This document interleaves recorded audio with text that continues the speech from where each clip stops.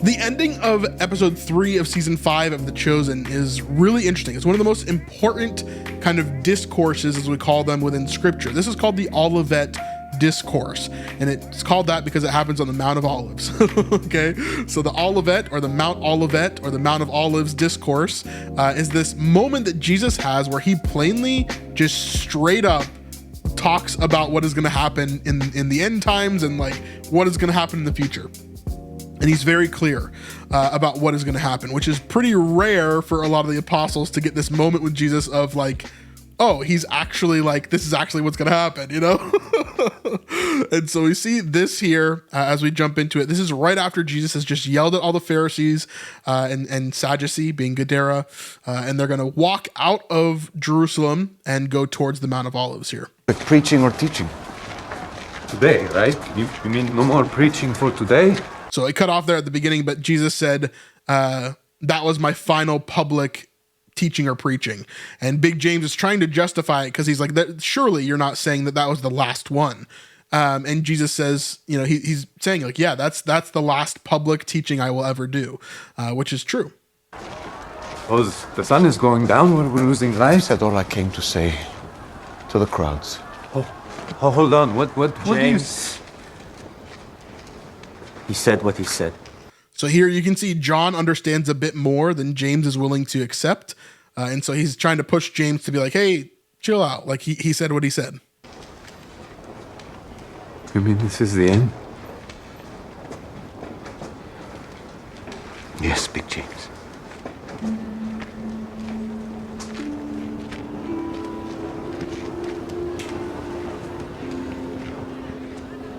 He said there will be no more preaching? Today, just for today. Again, Big James cannot accept it. He is still justifying here. He didn't specify a time period. He said something to you about the end? Where is he going? This makes no sense. Listen, everybody. Go back to the house. We're gonna talk to him privately. We'll update you when we get back. What, you expect us to leave? Sorry. I'm sure everything will be fine. I just don't want to overwhelm him. Peter's right. It's been a big day. He said some big things. Yep. So they'll go and talk to them here. It seems like they're leaving out the eastern gate. This would be the same gate that Jesus actually entered into the temple into. It looks a lot different than what he came in on the donkey with, but it looks so in some ways similar. I'll say that. But he should have come into the... I guess they kind of went out a different way, didn't they? They went out like the, if that's the eastern, like the northern section. Yeah, to the north of the court of women is where this would be. So maybe he's going out towards like the pool of Bethesda, for example. I can bring up a map so I'm not like confusing you guys. That's our trip to Israel, by the way. Pray for that. Appreciate it. They kind of left out of the court of women here, right here. And then they went up to the north probably because that's where they seem to go out of, and then they probably went around to the Mount of Olives. I don't know. Sometimes the map and the geography of this show is kind of weird, so I will give it that for sure. We're all tired. We should go back to the house. We'll be right behind you. Let's go. We'll walk around the outside and through the Essene gates to avoid the crowds. Walk around the outside and through the Essene gates in order to get back to their house, Phoebe's house. They'll recognize us now. That's an important line as well, not for this season, but for the next season. They'll all recognize us now. Of course, there are a lot of people that would recognize the followers of Jesus at this point, for sure.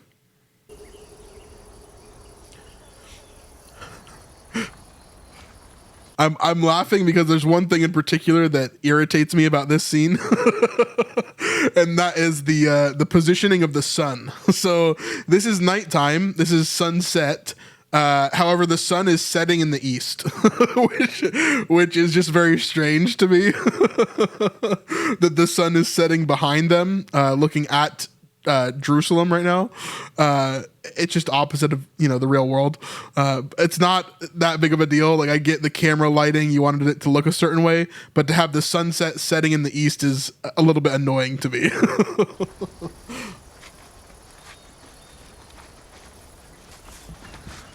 The Mount of Olives. The prophet Zechariah foretold that the Messiah would appear on this very mountain at the end of the age. Teacher, please help us understand. You said desolate before? That the stones will be gone? Is this for the new kingdom? Is the time now? Oh, we're ready, but you need to give us what sign to look for. You haven't been telling us.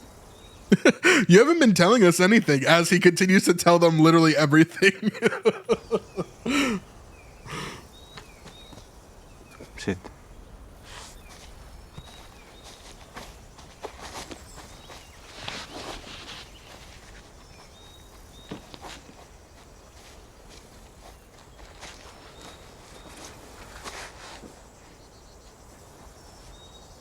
You will know soon enough.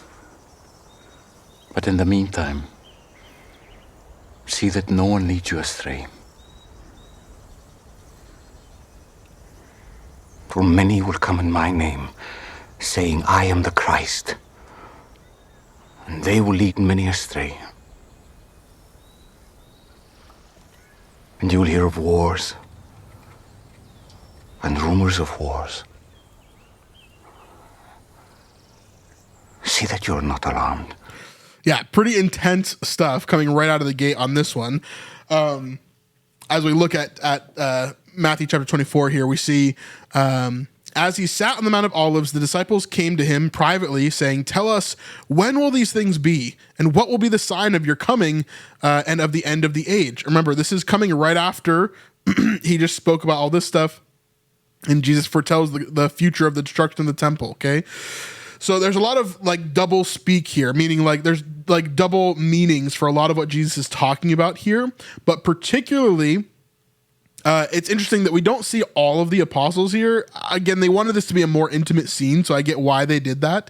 However, in scripture, it definitely seems like all of the disciples are here, most likely the 12, but maybe even more beyond that were part of this.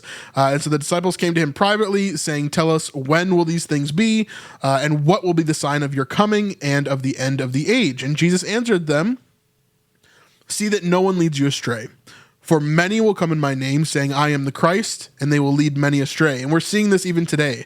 There are many people today that are claiming to be the Messiah, that are claiming to be God, that are claiming to be Jesus, and they are leading many people astray. It's very scary.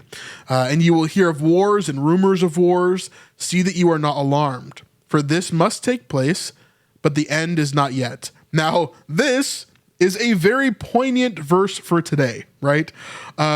I will say this. Yes, the world is a scary place at times today, right? But remember, do not be worried. What can worrying do to add even an hour to your life, right? And even here in the Olivet Discourse, Jesus is saying, do not worry. This is random, but I do want to bring this up here. As you've been hearing, Israel has been attacked over the last 8 days. Of course, they attacked Iran to try to protect the rest of the world and to protect themselves from really something horrible. And now Israel is at war with Iran, and now so have we joined the fight, right? What this means for a lot of people in Israel is that they cannot work. They cannot do what they need to do. And particularly, there's no tourism to Israel. And so because of that, I've actually partnered with Artsabox, and I want to point this out here because I think it's really, really important. Artsabox is a subscription company, basically, that you can order a box of local items from Israel. The stuff in this box is really helping to help local businesses stay afloat during this time. There is basically no tourism that is going to Israel, especially right now, right? And even if this gets solved, there's a lot of people that will not go to Israel in the future. And so one thing that I would ask, or that I would show you, is this box right here. This is the most recent box from Artsabox. It's called the Milk and Honey box. This box is filled with a lot of really interesting things. If you want to check my community post, I'll put some photos of some of this stuff on there, but you can see it all. But everything within this box is from local people within Israel. If you want to support people in Israel, this is a great way to do that, as well as getting a great gift for yourself and helping those businesses to thrive and not shut down. I'll tell you this. When I went to Israel not long ago, last year I went to Israel, I saw a lot of businesses that were closed down for good. I saw a lot of different shops that had not been opened in over a year, and a lot of things that were not normal as I've seen them before on my previous trips. If you want to support Artsabox and you want to support these local Israeli businesses, this is a great opportunity for you to do so. And you can use our code. You can even get a little bit off of that purchase in order to help you in your pocketbook a little bit as well. Anyway, I just wanted to bring that up here because I think it fits with this verse that we're talking about. I know it's random, but I do think it's important, and this is a great way for you to be able to help. But in this section here, it rings very, very true. You're going to hear of wars. You're going to hear of rumors of wars. Right now, we're hearing many, many, many rumors, right, of wars that are going to come and how these things are going to escalate. But here's the truth. Don't be alarmed, for this must take place, but the end is not yet, right? For nation will rise against nation and kingdom against kingdom, and there will be famines and earthquakes in various places. All these are but the beginning of the birth pains. Then they will deliver you up to tribulation and put you to death, and you will be hated by all nations for my name's sake. And then many will fall away and betray one another and hate one another, and many false prophets will arise and lead many astray. And because lawlessness will be increased, the love of many will grow cold. But the one who endures to the end will be saved. And this gospel of the kingdom will be proclaimed throughout the whole world as a testimony to all nations. And then the end will come. So let's watch through the rest of this. For this must take place. But the end is not yet. For nation will rise against nation, and kingdom against kingdom. And there will be famines and earthquakes in various places. All these are but the beginning of the birth pains.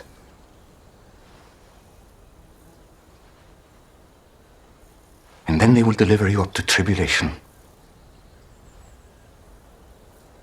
and put you to death. And you will be hated by all nations for my name's sake. And then many will fall away and betray one another and hate one another. And many false prophets will arise and lead many astray. And because lawlessness will be increased, the love of many will grow cold.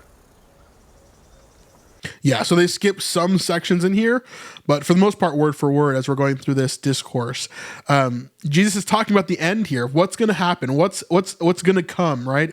Right now, we are in the age of the church, right? Which is where currently we are kind of in between where Jesus is talking about here and the end of what Jesus is saying will happen.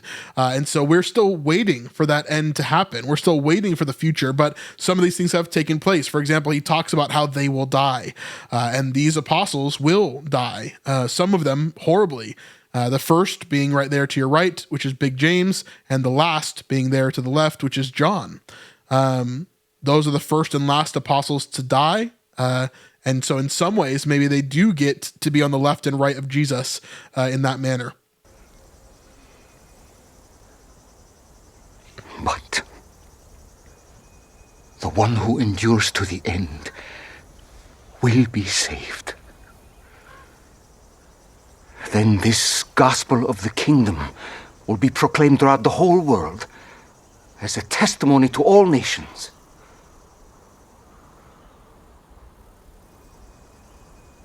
And then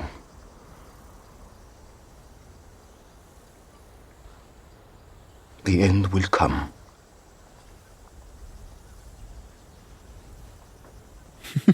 So obviously pretty serious stuff for sure. Now, Jesus here is talking about a couple of different things that are going to be happening. When he talks about the future and the abomination of desolation and things like that, there are a couple of different things that he talks about within the Olivet Discourse that are like they have two meanings, right? One of them is talking about the destruction of the temple, which will happen in 70 AD. This is just a little while after Jesus, is killed, then resurrected and ascended. Then we're going to see it again, obviously, at the end of the world, at the end of time, right? At the end days, we're going to see the abomination happen again, and these things are going to be defiled, and within that, Jesus is talking about both of these situations and what's going to be happening here. But to answer your question concerning that day or that hour, no one knows. Not even the angels in heaven, nor the Son, but only the Father.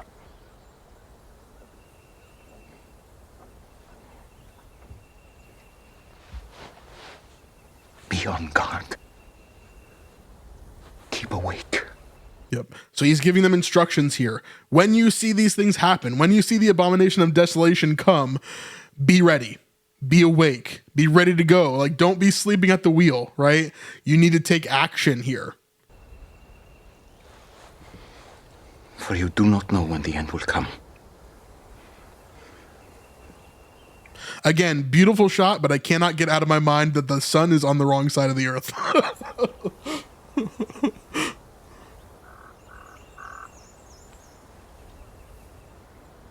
Well, that's a lot. Yeah. Peter with that's a lot. Yeah.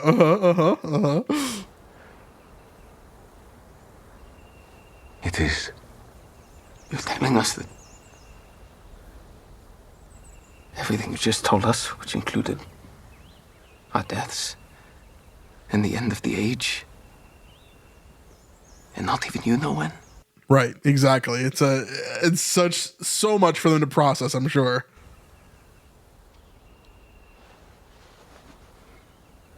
Only the Father. Are you really never going back to the temple?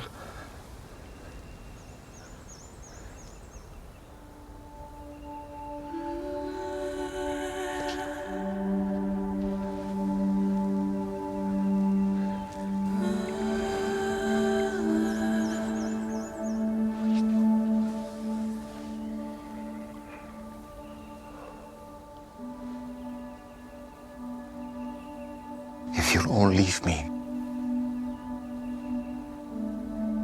I'd like to be alone as I take it in. I'll come back to the house after dark. I just need a moment.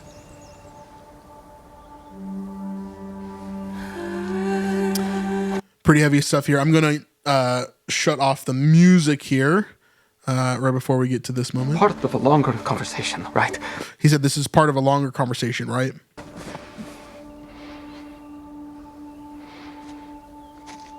There's more clarity coming. The longer conversation is going to be the Last Supper, right? For sure. Let's give him some time, Andrew. So they're starting to understand a little bit more and a little bit more, especially John. John understands a lot more, it seems like, along with Mary Magdalene. The rest of them are still sort of lost at this point. They're not 100% sure what's going to be happening. We see this beautiful moment with John and Jesus. I love you. I love you too, John. Yeah, beautiful moment there for sure. When I was first watching this, I was sure one of those trees was going to be the fig tree that he was going to curse. Turns out no. But yeah, beautiful shots for sure. Love these moments here. Jesus then begins to kind of break down a little bit. We see the Mount of Olives here. We see a pretty good view of Jerusalem itself, which is cool to see. Of course, we see the huge Temple Mount as well as the Antonia Fortress. If I point out some of these things over here, the Antonia Fortress up here. Here's the eastern wall of the Temple Mount. The gate that Jesus would have gone through with the donkey is right here. The Pool of Bethesda and the Israel Pool is up here to the north. And then to the south, we see the City of David down here. And then the rest of the city all around. I think they did a really good job kind of showing the scale of Jerusalem and how it would have operated. There's probably a little bit more verticality to it than we see here. It goes down quite a bit to the south specifically, way further down in elevation. But other than that, I think they did a pretty good job for sure. We're seeing Jesus here, obviously very upset.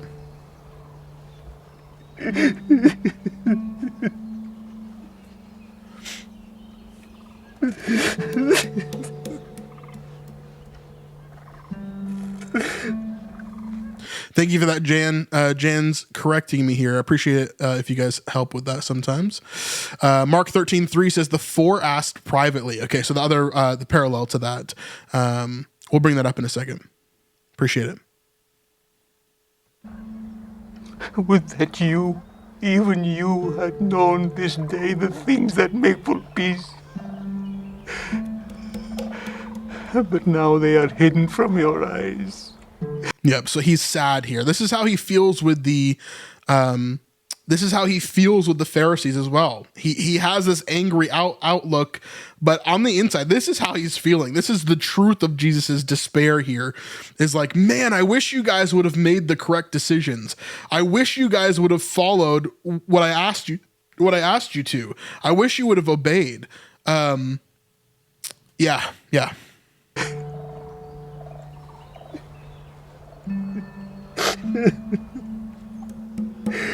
If only you had known the things that make for peace. The things that make for peace. Yeah.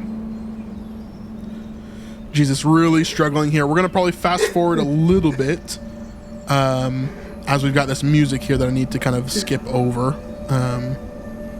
for copyright and stuff. Start to hear the singing here.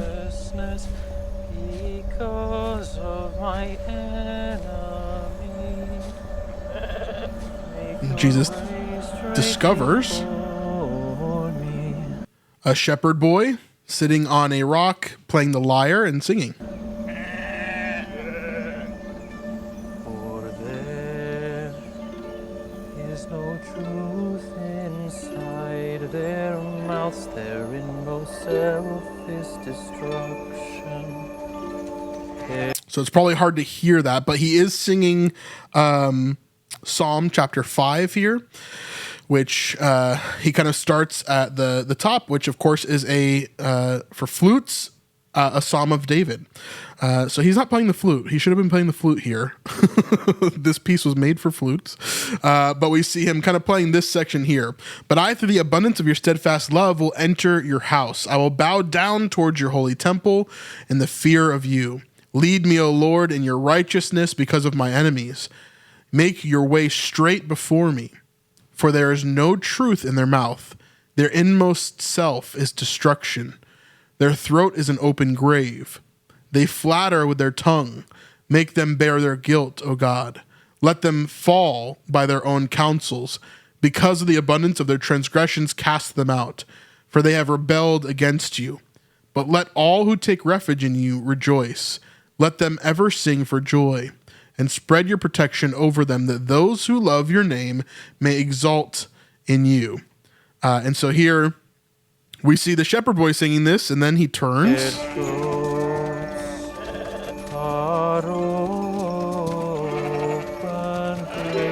Where they flatter with their tongues.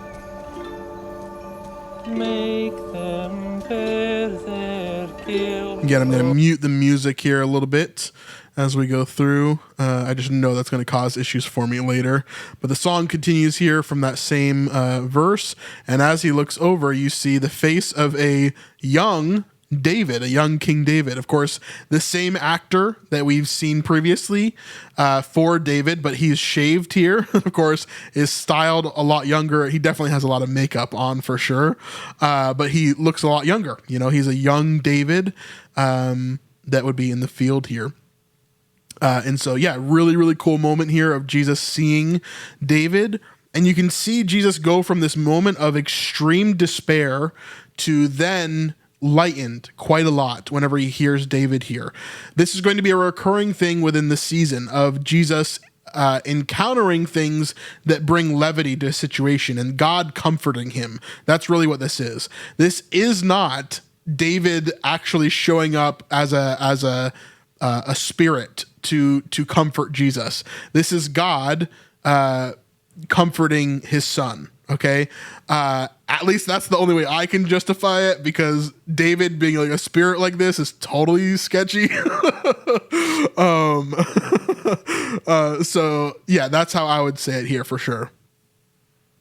Let all who take refuge in you rejoice. So he says David there. Of course, David is his ancestor as well as his child, which is quite interesting to the relationship there, of course. He is both the God of David and the offspring of David. Let them ever sing for joy. Spread your... Yep. Yeah, I'm going to pause it again. Again, the reason why I have to mute the music is because music is by far the hardest thing to make them understand fair use and copyright and all that kind of stuff. And so here, it's easier for me to pause the music or to silence the music and just to talk over it. So Jesus then looks over towards the lambs. Of course, all of this is a huge symbolism, right? Not only do we have David, who is a king, who is talking to King Jesus, but we also have him surrounded by lambs, which Jesus is the lamb, right? And so then we have the tribe of Judah, who's connected to that as well. There's a lot of symbolism within this portion here. Really, really beautiful. But he looks back over towards David, and David is now gone. Again, this was a moment of God kind of comforting Jesus. And then Jesus, because that comfort is gone, goes back into a moment of despair here as well.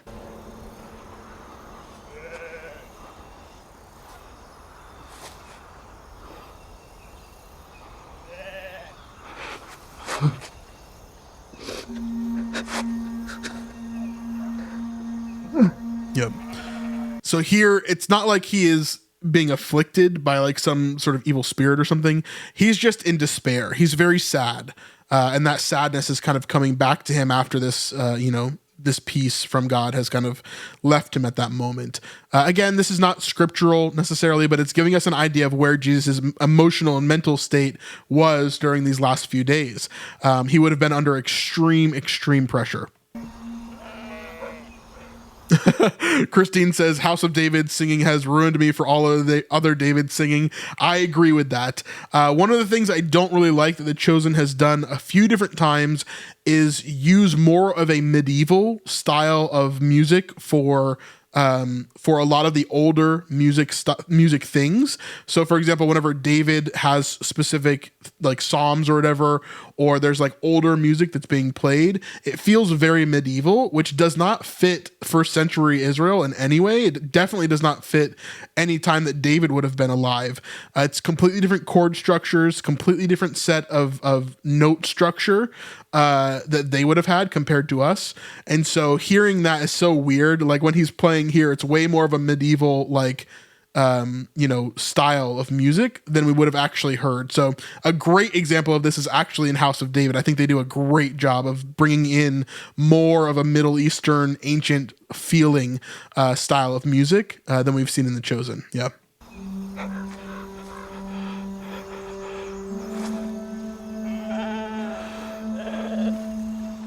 And that is the end of this episode here. Yeah, the Olivet Discourse is really interesting. One of the most important sections of Scripture. It tells us a lot about the end times and what is to come, what we should look out for, and how we are to act within this time as well. I didn't go to Mark chapter 13. Let me go to that real fast, and we'll end on that as we go through this. And he came out of the temple. One of his disciples said to him, "Look, teacher, what wonderful stones and what wonderful buildings." And Jesus said to him, "Do you see these great buildings? There will not be left one stone upon another that will not be thrown down." And as he sat on the Mount of Olives opposite the temple, Peter and James and John and Andrew asked him privately, "Tell us when these things will be." So this isn't, I would say this doesn't necessarily mean that they're the only ones that are there, but they're the ones that were specifically having the conversation with him. I would put this together with the other gospels, because remember, the gospels give us a full picture in its entirety. So I would probably say that yes, Peter, James, and John and Andrew are the ones that are talking to Jesus at this time. However, the rest of the group is probably there. That would be my guess there. But anyway, yeah. Give me your thoughts on this one. Leave your comments in the comment section down below. And of course, we'll see you guys on the next one. Something like that.